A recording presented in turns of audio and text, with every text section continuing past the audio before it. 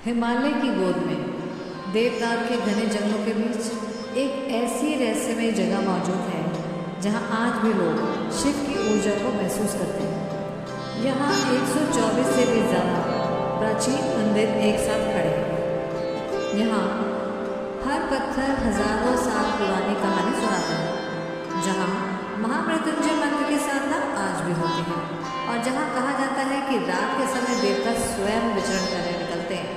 दोस्तों, आज की इस वीडियो में हम लेकर आए हैं उत्तराखंड के दिव्य और रहस्यमय धाम जागेश्वर धाम की यात्रा। आज आप जानेंगे जागेश्वर धाम का असली इतिहास क्या है, क्या ये धरती का सबसे प्राचीन शिव क्षेत्र है, यहाँ कितने शिवलिंग हैं, महामृत्युंजय मंदिर का रहस्य, कुबेर मंदिर क्यों बना, हनुमान जी की कथा, शिव पार्वती जी का अद्भुत पेड़ और शक्तिपीठ की मान्यता, और आखिर क्यों कहा जाता है कि यहाँ मृत्यु भी हार जाती है। वीडियो को अंत तक जरूर देखना, क्योंकि आखिरी में मैं आपको बताऊंगी वह रहस्य जिसके कारण कई साधु आज भी जागेश्वर धाम को सिद्ध तपोभूमि मानते हैं। तो आइए सबसे पहले जानते हैं कि जागेश्वर धाम स्थित कहाँ है। जागेश्वर धाम उत्तराखंड के अल्मोड़ा जिले में स्थित है। यह स्थान समुद्र तल से लगभग 1870 मीटर यानी कि करीब 6140 फीट की ऊंचाई पर मौजूद है। यह धाम नैनीताल से लगभग 100 से 105 किलोमीटर दूर है। अगर सड़क मार्ग से जाया जाए तो लगभग 4 से 5 घंटे का समय लगता है। चारों ओर देवदार के विशाल वृक्ष, बीच में बहती जटा गंगा नदी और उसके किनारे बने प्राचीन मंदिर। यही दृश्य जागेश्वर धाम को किसी दिव्य लोक जैसा बना देता है। जैसे ही कोई भक्त इस धाम में प्रवेश करता है, उसे ऐसा लगता है जैसे समय रुक गया हो। अब आइए जानते हैं जागेश्वर धाम में कितने मंदिर हैं और शिवलिंग कितने हैं। आखिर जागेश्वर धाम में कितने मंदिर हैं? इतिहासकारों और AISI के अनुसार यहाँ 124 से 125 प्राचीन मंदिरों का समूह मौजूद है। लेकिन अगर पूरे क्षेत्र को देखा जाए तो आसपास के मिलाकर 200 से भी ज़्यादा बड़े बड़े मंदिर बताए जाते हैं। यहाँ हजारों छोटे छोटे शिवलिंग मौजूद हैं। कई शिवलिंग इतने पुराने हैं कि उस समय के निशान साफ दिखाई देते हैं। यहाँ के मुख्य मंदिर हैं जागेश्वर महादेव मंदिर, महामृत्युंजय मंदिर, दंडेश्वर मंदिर, कुबेर मंदिर, नवग्रह मंदिर, सूर्य मंदिर, नंदा देवी मंदिर, शक्तिपीठ मंदिर, हनुमान जी के दक्षिणामुखी मंदिर और भी कई अन्य रहस्यमय मंदिर। क्या जागेश्वर धाम ही नागेश ज्योतिर्लिंग है? कई भक्त मानते हैं कि जागेश्वर धाम ही असली नागेश ज्योतिर्लिंग है। कुछ विद्वानों का कहना है कि नागेशम दारुकावने का वर्णन इसी क्षेत्र से जुड़ा हो सकता है, क्योंकि यहाँ चारों ओर देवदार यानी दारुक वन मौजूद है। हालांकि इस विषय पर मतभेद है, लेकिन इतना तय है कि जागेश्वर धाम प्राचीन शिव उपासना का बहुत बड़ा केंद्र रहा है। कहा जाता है कि यहाँ हजारों वर्ष से साधु संत तपस्या करते आए हैं। आइए अब जानते हैं महामृत्युंजय मंदिर का रहस्य। जागेश्वर धाम का सबसे रहस्यमय मंदिर है महामृत्युंजय मंदिर। यह मंदिर पूरे परिसर का सबसे प्राचीन मंदिर माना जाता है। यहाँ का शिवलिंग सामान्य नहीं है। इस शिवलिंग में भगवान शिव की तीसरी आंख का प्रतीक दिखाई देता है। कहा जाता है कि यहाँ महामृत्युंजय मंत्र का जाप करने वाला भय से दूर हो जाता है, मानसिक शांति मिलती है और नकारात्मकता ऊर्जा समाप्त होती है। कई लोग गंभीर बीमारियों से राहत पाने के लिए यहाँ विशेष पूजा करवाते हैं। पुरानी मान्यता है कि यहाँ की साधना मृत्यु के भय को समाप्त कर देती है। कहा जाता है कि हिमालय के ऋषियों ने इस मंत्र की शक्ति को जागेश्वर धाम में सिद्ध किया था। महामृत्युंजय मंत्र का जप चारों ओर सुनाई देता है। आइए आप जानते हैं यहाँ की कथा, मार्कंडेय ऋषि की कथा। एक समय मार्कंडेय ऋषि ने भगवान शिव की कठोर तपस्या की। शिव प्रकट हुए और बोले, वत्स वर मांगो। ऋषि ने पुत्र मांगा।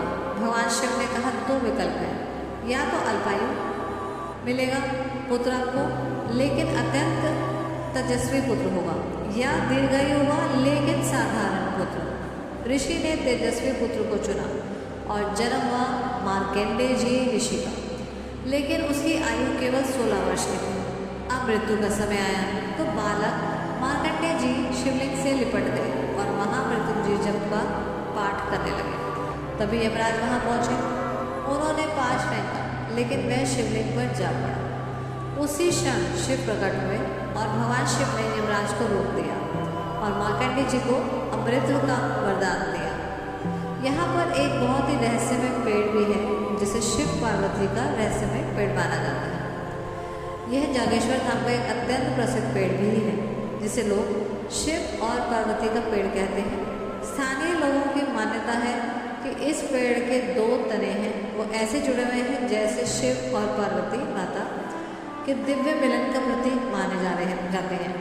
भक्त इसी पेड़ के चारों ओर धागा बांधते हैं और वैवाहिक सुख की कामना करते हैं।